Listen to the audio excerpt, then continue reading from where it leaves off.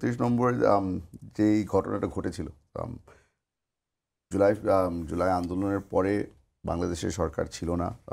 ওই ভেকেন্সিটাকে অ্যাডভান্টেজ নিয়ে 32 নম্বর ভাঙা হলো। 32 নম্বর ভাঙার পরে উল্লাস করা হলো, আজে বাজে জিনিস লেখা হলো। আমি একটা প্রশ্ন করতে চাই, এখানে শেখ হাসিনার বাড়ি তো 32 নম্বর না। শেখ হাসিনা তো থাকতেন ওই যেই বাড়িটা, অন্য বাড়ি যেটা বিশাল কয় একর জমির উপরে বানানো, সেই বাড়িটার মধ্যে উনি থাকতেন। ওটাকে ভাঙো আমার কোনো আপত্তি নেই, কিন্তু একটা হিস্টোরিক্যালি সিগনিফিকেন্ট বিল্ডিং যেখানে, যেটা সাথে জাহেদ ভাই খুব সঠিকভাবে বললো যে 71-এর লড়াই জড়িত আছে, অনেক গুরুত্বপূর্ণ ডিসিশন নেওয়া হয়েছিল ওই বাড়িতেই।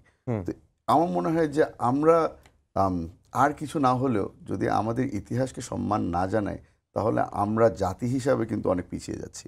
তো আমি যেটা বলতে চাচ্ছি, হয়তো আপনার ঘুরে পেঁচিয়ে বলা হচ্ছে, আমি এটার পক্ষে না। এই এই বিল্ডিংগুলোকে অন্তত আমার মনে হয় যে প্রিজার্ভ করাটা আমাদের জন্য জরুরি ছিল। তারপরও যে ঘটনা ঘটে গেছে, এই আজকের দিনটাই যে রায় হলো, আমি বলেছি এটা একটা সিম্বলিক জিনিস ছিল। সিম্বলিক জিনিস হওয়ার পরে আমার মনে হয় যে অনেক ব্যক্তি ছিল যে মনে হয়েছে যে ফিজিক্যালি কিছু করতে হবে।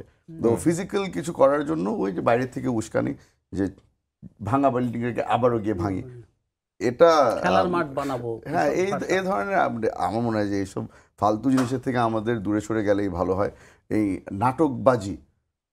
নাটকবাজি থেকে আমাদের দূরে সরে আসতে হবে, আমাদের প্র্যাকটিক্যাল হওয়া দরকার আছে।